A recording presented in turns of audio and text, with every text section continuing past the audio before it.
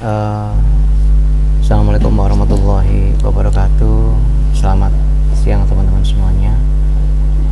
Minggu ini minggu ke-14 untuk mata kuliah Sosioteknologi Informasi ini kita akan membahas tentang basis data. Oke.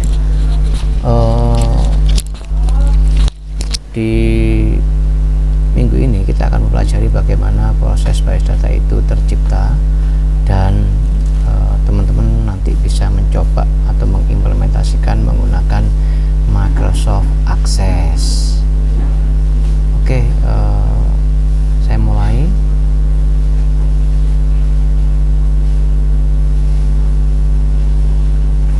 Oke, capaian pembelajaran di minggu 14 ini adalah mahasiswa mampu menggunakan aplikasi pembuatan program basis data. Jadi nanti tadi sudah saya menginformasikan bahwa teman-teman akan mencoba menggunakan aplikasi basis data. Tapi sebelum mengimplementasikan, paling tidak teman-teman sudah mendapatkan informasi tentang basis data itu apa. Sebelum kita bahas tentang basis data, saya akan memberikan informasi tentang DBMS. DBMS itu singkatan dari Database Management System. Oke, DBMS ini merupakan perangkat lunak sistem untuk penciptaan dan manajemen basis data. Jadi DBMS ini nanti merupakan perangkat lunak yang digunakan untuk menciptakan dan memanajemen basis data. DBMS mengatur 3 hal utama, yaitu database engine, data, dan database schema. Database adalah kumpulan data, biasanya menjelaskan aktivitas menjelaskan aktivitas dari satu atau lebih sebuah organisasi. Jadi di database ini digunakan untuk menjelaskan aktivitas dari satu atau lebih organisasi. Apa itu Pak? Contohnya misalnya database kampus ya, atau database Coca-Cola, atau database toko ABC, atau database bioskop XX1 gitu. Jadi di situ sudah disebutin bahwa database kampus. Nah, untuk database kampus sendiri, andai kata kita menggunakan database kampus, informasi yang dikandung antara lain mulai dari entitas atau entity, yaitu mahasiswa, dosen, lalu perwalian, lalu mata kuliah, bahkan juga ada lagi nanti selain entitas ada juga report. Jadi nanti akan ada banyak hal yang bisa dipelajari di database. Nah, di BMS tadi sudah disebutin, menurut Search SQL Server.textarget.com menyatakan bahwa DBMS merupakan satu sistem aplikasi yang membantu pengelolaan database. Jadi BMS itu bunyinya begitu. Nah, teman-teman di sini ada dua contoh tentang yang sebelah kiri adalah database, yang sebelah kanan adalah DBMS. Kalau teman-teman pernah mendengar tentang SQL Server, Oracle, Microsoft Access, MySQL, DB2, Paradox, itu semua bentuk-bentuk dari DBMS. Jadi itu merupakan DBMS. Nah, kalau database tadi saya di contoh di depan menyatakan bahwa database ini biasanya akan mengikat atau menyatu dengan project yang dikerjakan. Jadi kalau dulu saya mengerjakan projectnya perusahaan, andai kata saya punya dapetin project dulu itu dari toko Galangan Sugiono, itu saya akan menggunakan database Sugiono gitu, atau database toko Galangan Sugiono. Kalau ada juga kemarin motor Honda, tapi bukan Honda ya, maksudnya mereka menjual part of Honda, dia menggunakan namanya database AMS Agung Cipto gitu, maka saya buat database Agung Cipto. Atau kalau teman-teman mau lebih spesifik seperti database rumah sakit punyanya HKOS, maka teman-teman nyebutin juga database HCOS gitu. Kalau di Uranus maka database Uranus gitu misalnya. Jadi toko Uranus kan toko buku tuh biasanya punya database Uranus, database Gramedia. Kenapa kok seperti itu? Supaya spesifik pada project yang kita kerjakan, supaya kita mudah mengingat dan mudah menggunakannya gitu ya. Nah, tadi udah ada database, ada di DBMS ya. Saya bilang tadi kalau teman-teman pernah mendengar SQL Server, terus SQL Server, ada Oracle, ada MySQL, ada Microsoft Excel, Microsoft Access, lalu ada DB2, ada Paradox, maka semua itu merupakan DBMS. Nah, database ini DBMS ini nanti menciptakan database. Kalau teman-teman mengakses Microsoft Access, coba cek kembali saat teman-teman itu mengakses DBMS atau membuat Microsoft Access pertama kali, begitu create new, maka yang ditanyakan ada database-nya apa gitu. Kita coba ya, kalau Microsoft Access itu gitu, Microsoft Access. Oh, kok ada punya saya. Nah, dengan Microsoft Access itu, wait sebentar ya, Access kan ada ini dia. Nah, di Microsoft Access ini akan seperti ini bentuknya. Ini udah sudah saya sebut beberapa. Nah, maka yang pertama kali diklik adalah blank database. Kita nggak bisa ngapa-ngapain, kita nggak bisa membuat apapun juga, kita nggak bisa ngelakuin apapun. Misalnya kita mau membuat table, kita mau membuat form, kita mau membuat query, itu kita nggak akan bisa sebelum kita menciptakan database baru. Contoh kita buat database baru, blank database. Kalau kita kasih kan ini kan ada C user Andi Rahman dokumen, ini berarti letak database-nya di mana. Asumsikan ada di sini, kita simpan namanya kampus ITAT gitu ya, kampus ITAT.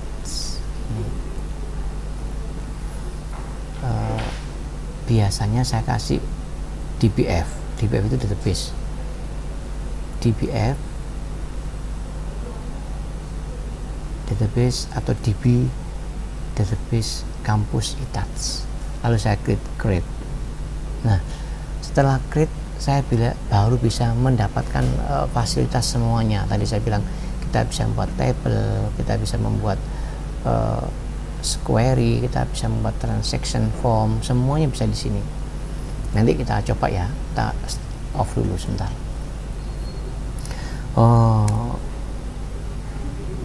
Dari sebuah database tadi saya bilang kita itu bisa membuat tabel, kita bisa melihat isi atau recordnya, fieldnya apa aja, itu bisa kita ketahui nanti. Apa itu field, Pak? Field pada konteks base data, field sering disebut dengan kolom. Biasanya kalau di buku teori base data itu jarang orang pakai kata-kata field. Biasanya mereka menyebutnya kolom atau kolom gitu ya, kolom atau kolom. Jadi di mana kolom ini memiliki satu set tipe data tertentu. Satu kolom itu memiliki set data tertentu. Misalnya nama, kolom nama, tipe datanya adalah string gitu. Atau misalnya jumlah, tipe datanya integer gitu. Jadi setiap field itu pasti punya nama dan tipe data ya, nama dan tipe datanya apa.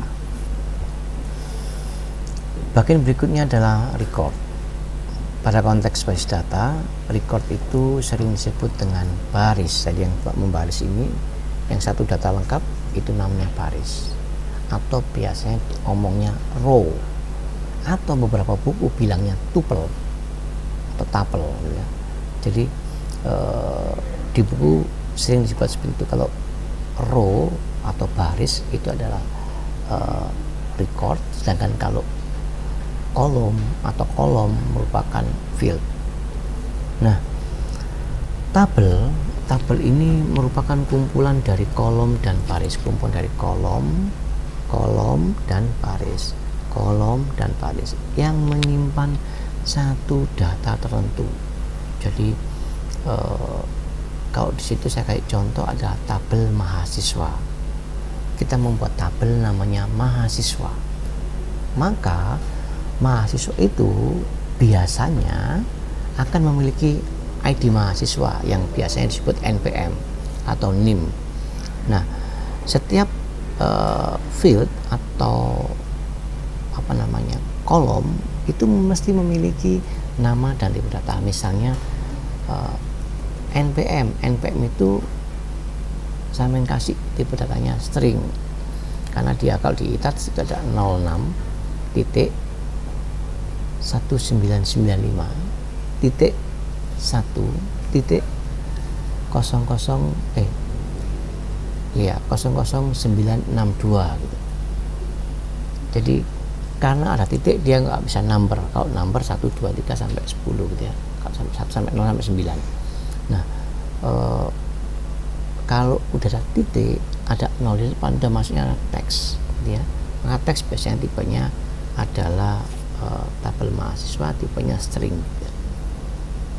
Jadi setelah ada anim, lalu dalam tabel mahasiswa itu punya nama, field nama atau kolom nama, terus field umur, jenis agama, jenis kelamin, tanggal lahir, alamat rumah, dan lain-lain gitu ya. Itu semua bentuk dari tabel. Jadi saya sebutin ini tadi kita masuk Microsoft Access, ini kebetulan masih di modul ini saya pakai Microsoft Access 2020. Tadi yang saya tontonkan tadi adalah Microsoft Access yang terbaru.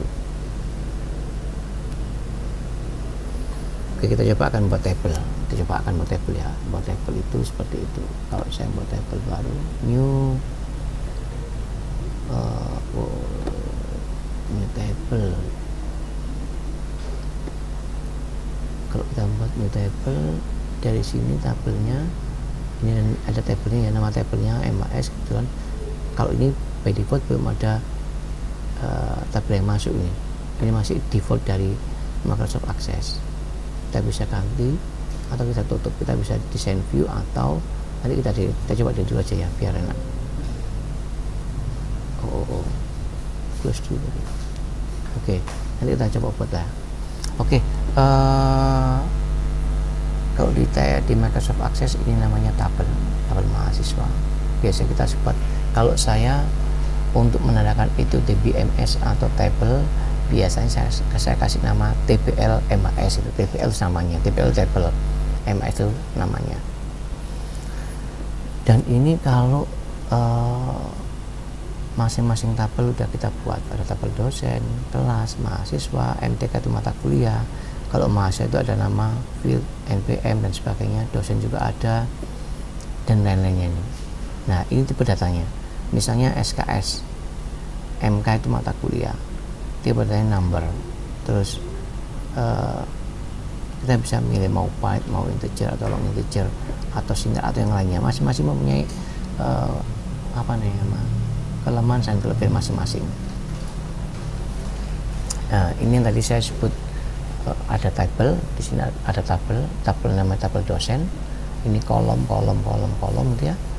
Ini kolom A, kolom B, kolom C, atau kolom ID dosen, nama dosen, alamat dosen, dan sebagainya. Atau bisa disebut field. Misalnya nama seperti ini misalnya. Atau kalau mau teman-teman dalam bentuk design view, itu bisa dalam bentuk seperti ini. Oke ya. Oke, new table. Kita mau new table yang ini langsung, atau tutup dulu ya, bentar. Close dulu. Atau kliknya mau pakai design view, kita tinggal membuat secara manual. Misalnya nih, NPM, tipe datanya apa, misalnya NPM cuman sedikit ya, kita bisa pakai short text. Teman-teman ingat bahwasanya tipe data itu memiliki panjang data, dia mampu menerima inputan berapa, ya, sehingga itu yang nanti kita mainkan supaya tidak terlalu besar penyimpanannya. Kita bisa short text itu, kalau short text field size-nya 255. Kalau teman-teman memilih misalnya which one string long text, dia akan berubah menjadi beda lagi. Oke, ini udah beda lagi ukurannya. Lalu kalau memang mau yang lainnya, misalnya date, itu juga beda-beda, number beda-beda. Nanti ini bisa di setting, ini filternya mau long integer, mau short, mau integer dan sebagainya, real, float dan sebagainya, terserah ya. Oke, nanti kita lihat lagi. Lalu kebetulan ini ada file table namanya mahasiswa, datanya seperti ini, misalnya 06.2016.1.05455, berarti ada 15 karakter semuanya. Oke. Oh ya, ada lagi istilah lain dari sebuah database, yaitu yang pertama field, yang kedua record, dan table. Kalau ini ada atributnya, ada tuple, ada relation, ya. Jadi selain field, record, dan table, ada atribut, ini kalau field, kalau record ini adalah tuple, kalau table itu semuanya ini relation, biasanya begitu. Nah, kita bahas kepada aktor yang ada pada sebuah database. Aktor dari sebuah database ada 4 jenisnya, yaitu end user, system analyst, dan application programmer, atau biasa disebut software engineering, lalu database designer, lalu berikutnya database administrator. Jadi database administrator ini yang menguasai penuh biasanya anak-anak kalau membuat itu bilangnya adalah admin gitu. Admin itu mesti administratornya, selalu bilang begitu. Database administrator biasanya disebut DBA. Jabatan DBA ini sangat tinggi ya di perusahaan. Merupakan satu jabatan yang bertanggung jawab mengatur hak akses pada sebuah database, mengkoordinasi dan memonitor penggunaannya, mengatur sumber daya, perangkat lunak, dan perangkat keras yang sesuai dengan kebutuhan. Yang berikutnya adalah database designer. Database designer itu bertugas mengidentifikasi data yang akan disimpan pada suatu database dan memiliki struktur yang tepat untuk mewakili dan menyimpan data yang ada. Jadi database itu digunakan untuk itu. Jadi dia yang mengidentifikasi, yang menyimpan, lalu memilih ya, sebuah data yang ada sehubungan dengan yang diminta oleh si pengguna atau administrator. Database designer akan berkomunikasi dengan pengguna database untuk memahami kebutuhannya sehubungan dengan desain database yang dilakukan. Ya, sistem analis itu menentukan kebutuhan pengguna akhir, pengguna atau pengguna aplikasi, terutama pengguna yang naif, dan parameter dari pengguna akhir. Mengembangkan standar spesifikasi untuk transaksi yang mempertemukan kebutuhan. Jadi biasanya sistem analis itu kalau dalam proyek nyata, perusahaan akan menggunakan sistem analis untuk mengetahui segala kebutuhan pengguna. Biasanya di level, kalau pemrogramannya kalau kita menggunakan model waterfall, maka state pertama itu requirement engineering atau business analysis, dia akan ada di situ. Sebenarnya akan bertanggung jawab di bagian awal desain database, dan itu akan mempengaruhi seluruh hasil dari database yang kita miliki. Yang berikutnya adalah application programmer. Application programmer ini mengimplementasikan spesifikasi yang dibuat oleh stock analyst sebagai program.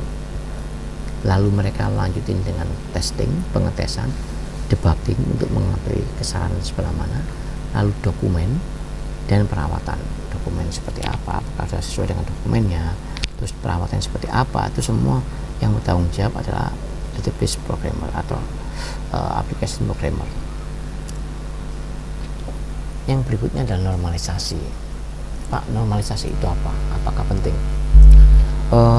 Normalisasi merupakan teknik dalam logical design sebuah basis data untuk mengelompokkan atribut dari suatu relasi sehingga membentuk struktur relasi yang baik tanpa redundansi.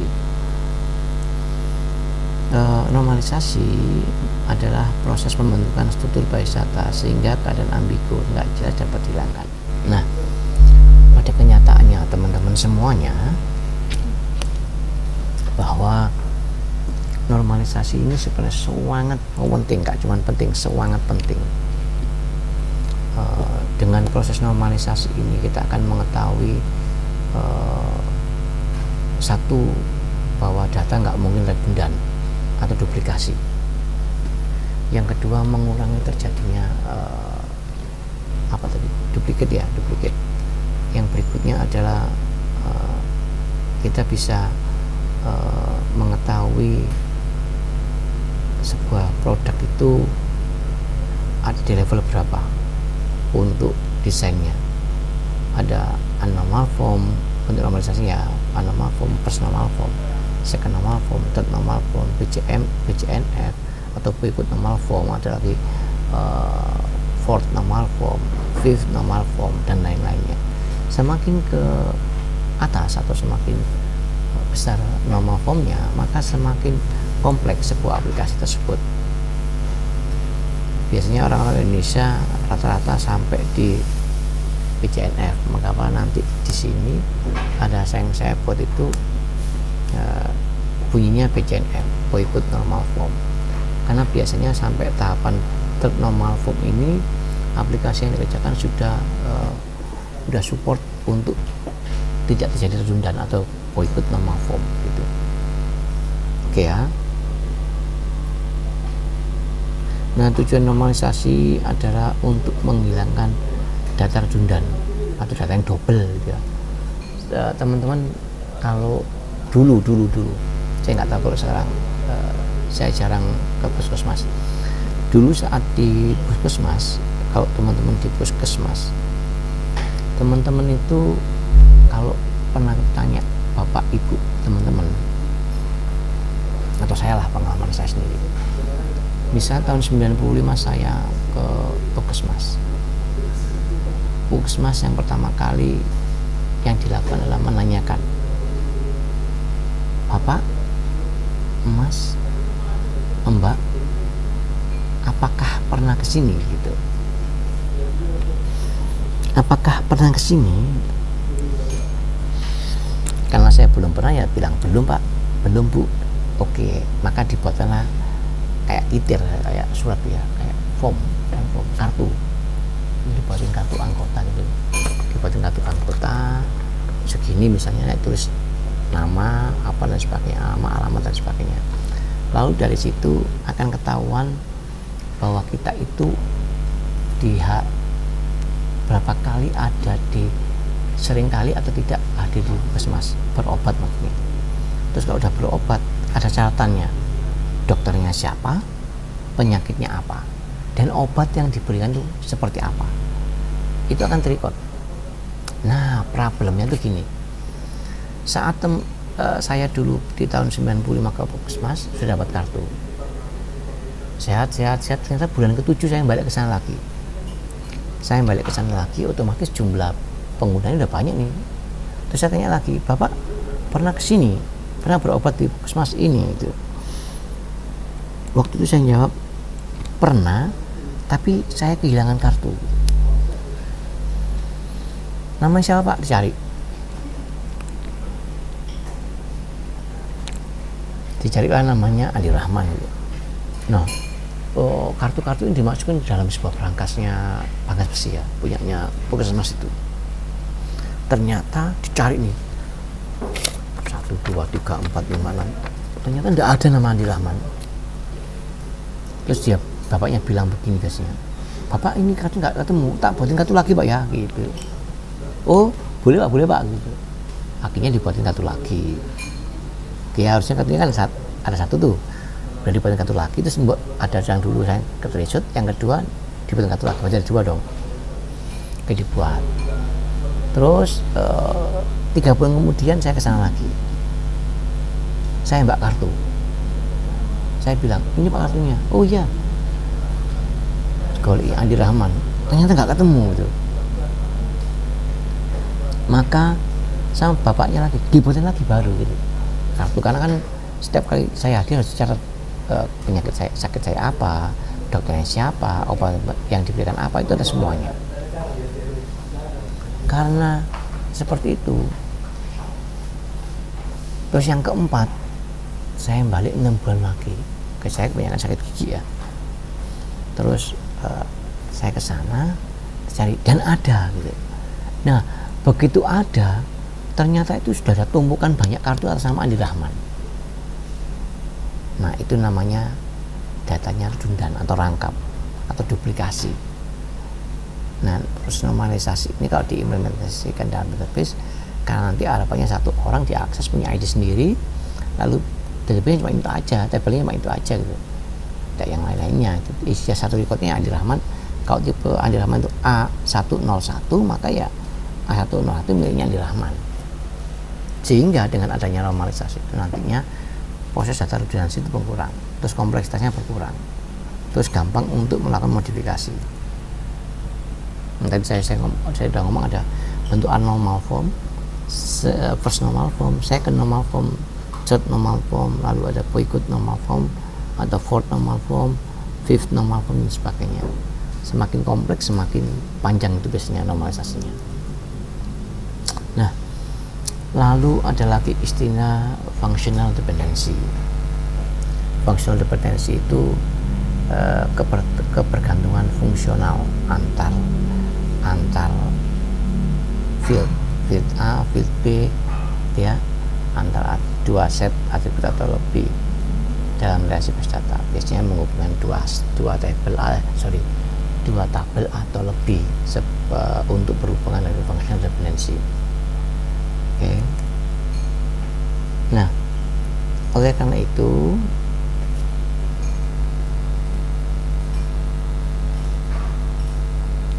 di sebuah database akan memerlukan sebuah kunci yang membedakan antara data A, data B, data C, field A, field B, field C, tabel A, tabel B, tabel C.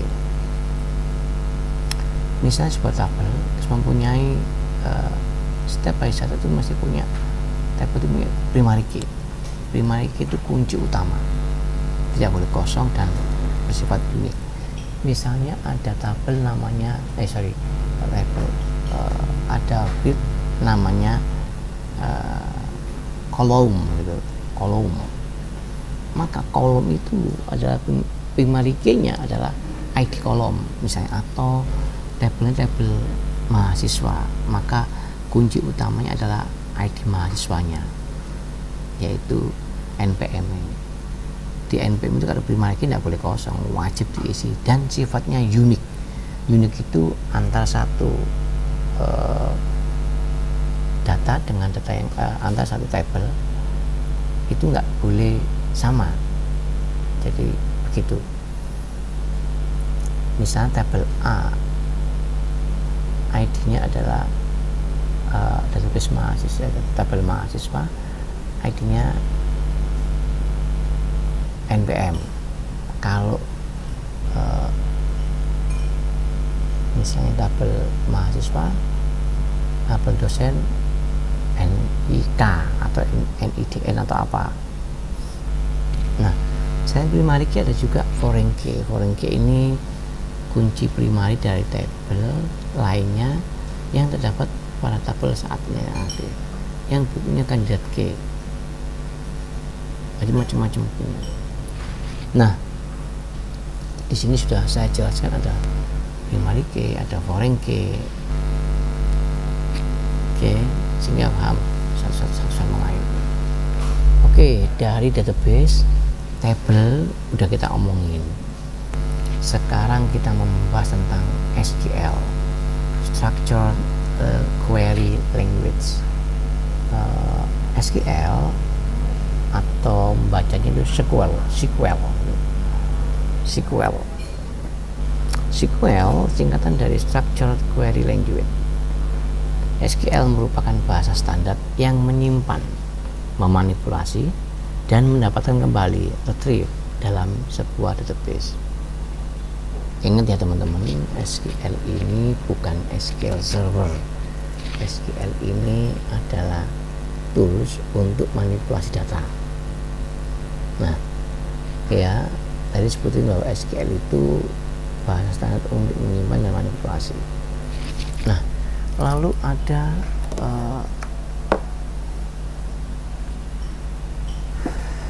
SQL ini itu menggunakan standar ANSI, American National Standard Institute. Fungsi SQL biasanya CRUD, create, CRUD, retrieve, update, delete ya, atau create, insert, update, delete. Oke. Create, read, atau retrieve, update, modify, destroy.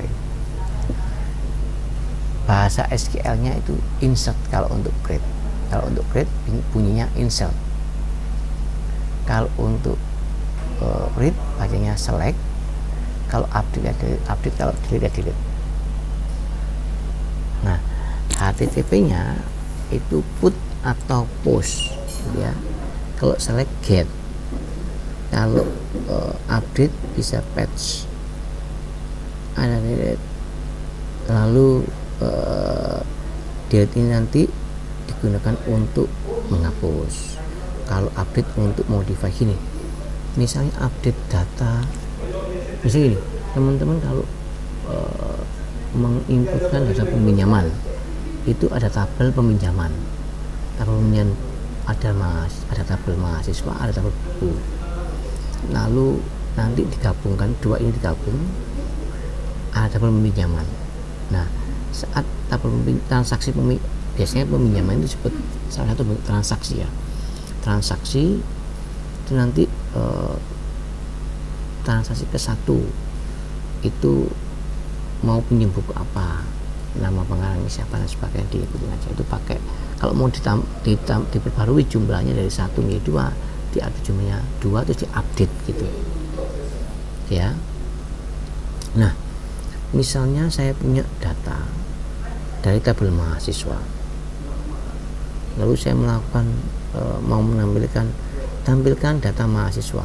Jadi semua, kalau bintang itu berarti menampilkan seluruh data yang ada pada tabel MAS. Jadi select, ini tampilkan, select bintang, maksudnya bintang sembarang data from tabelnya mahasiswa.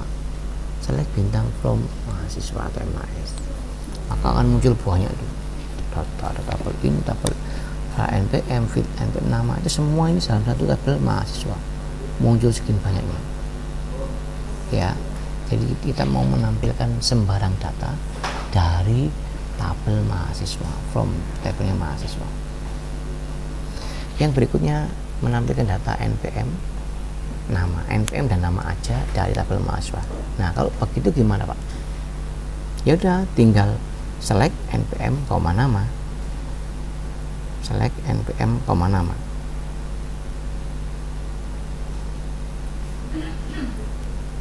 Oke, select NPM, nama. Tabelnya apa? MAS. Jadi dia akan menampilkan NPM dan nama dari tabel MAS. Ini hasilnya. Itu. Nah, gimana kalau saya ini bunyi gini, tampilkan data NPM, nama, alamat dari npm nama dan alamat from MHS dari tabel mahasiswa, where ditambah where itu di mana, tempat lahir, ini fieldnya tempat lahir sama dengan Jakarta. Maka yang tampilannya mereka yang berada di tabel mahasiswa yang tempat lahirnya di Jakarta, lalu ditampilkan bentuknya cuma nama npm dan npm nama dan alamat seperti itu. Oke. Oh Pak, bagaimana belajarnya Pak? Teman-teman untuk belajar nanti belajar di w3schools.com. Jadi paling enggak belajar di situ paling gampang. Saya udah mencoba untuk belajar dan itu mudah untuk teman-teman nanti. w3schools.com/SQL. Membuat form mahasiswa, teman-teman mencoba membuat beberapa form dari Microsoft Access, tabel ITATS ya, ada database namanya ITATS, database namanya ITATS, lalu membuat tabel master. Biasanya kalau di zaman saya dulu ada tabel master, tabel transaksi. Tabel master itu yang memuat dokumen kayak master yang jarang sekali berubah, data mahasiswa, data dosen, data mata kuliah, kelas, itu kan nggak pernah berubah atau hampir jarang sekali berubah.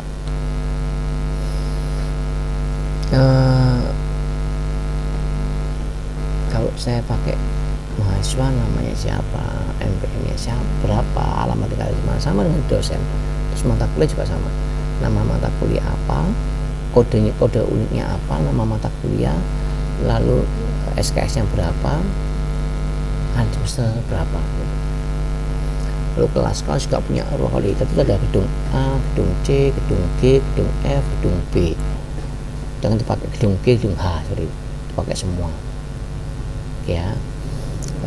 Lalu berikutnya tabel transaksi atau tabel transaction table merupakan tabel yang setiap kegiatannya mempunyai data record yang berbeda dan berubah. Transaksi itu berubah, kayak kalau Mbak Mas beli belanja di Shopee itu pasti ada memuat database atau memuat tabel apa, tabel transaksi pembelian.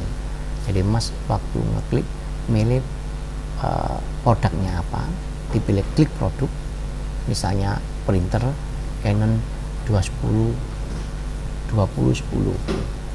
Setelah itu teman-teman akan disuruh memasukkan lagi jumlahnya berapa printernya, 1, 2, 3, 4, misalnya diisi 3. Setelah itu otomatis coba cek kembali di bagian bawah Shopee, itu otomatis kan sudah ada data master tuh, masternya apa, master harga. Kalau printer ini harganya sekian, dikalikan 3, langsung otomatis ngitung jumlahnya berapa. Lalu check out. Nah, check out itu karena menunjukkan ada bagian alamatnya mana, dibayar pakai apa, pengirimannya seperti apa, ada semuanya. Ya, dapat transaksi dan sebagainya. Kalau mau membuat sebuah form tinggal create. Kalau mau gampang ya form wizard, lebih gampang, nggak perlu bingung-bingung. Dengan catatan tabelnya kita dulu gitu. Kalau tabelnya atas itu nggak bisa buat formnya karena dia berhubungan dengan database. Kalau cuma form biasa aja nggak masalah gitu, tidak ada hubungannya, tapi kurang bagus.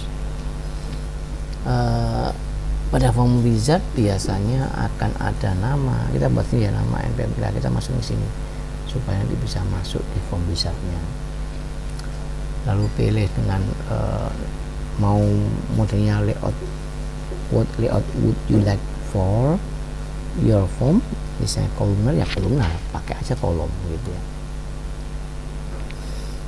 Ini juga sama buat pemasukan, coba semua ya sendiri. Nah, waduh sepertinya udah habis ini. Oke, tadi kita udah saya jelaskan apa itu basis data. Sebelum membahas data kita ngomong di BMS. Di BMS itu sistem manajemen yang akan memanage database. Lalu nanti dalam database nanti ada table, lalu ada field, ada form, ada SQL dan sebagainya. Ya, itu teman-teman coba membuat itu. Lalu yang berikutnya adalah membuat belajar tentang SQL atau SQL langsung dari web w3schools.com. Teman-teman bisa mengakses langsung, coba semuanya sebisa mungkin. Setelah mencoba, teman-teman membuat sebuah laporan apa yang kalian lakukan, ada kesalahannya apa aja, pembutuhannya bagaimana. Jadi kesalahannya apa aja, pembutuhan itu seperti apa atau bagaimana. Setelah semuanya selesai, dikumpulkan di link Classroom nanti. Oke teman-teman, selamat mencoba. Jangan lupa untuk belajar sendiri, jangan pakai macam-macam. Ini buku yang bisa kita gunakan. Terus ini teman pakai MySQL di sini ya. Jadi w3schools.com. Oke, terima kasih teman-teman semuanya. Selamat siang. Assalamualaikum warahmatullahi wabarakatuh. See you semuanya.